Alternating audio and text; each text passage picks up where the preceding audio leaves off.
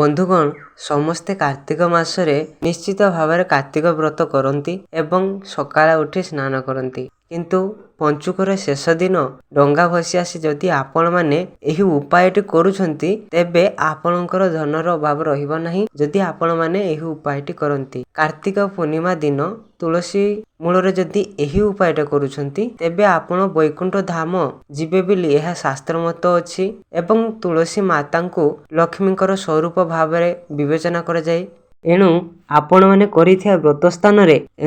आपण माने बसी विष्णु पुराण सत्यनारायण कथा विष्णु सहस्र नाम किबा कनकधारा स्तोत्र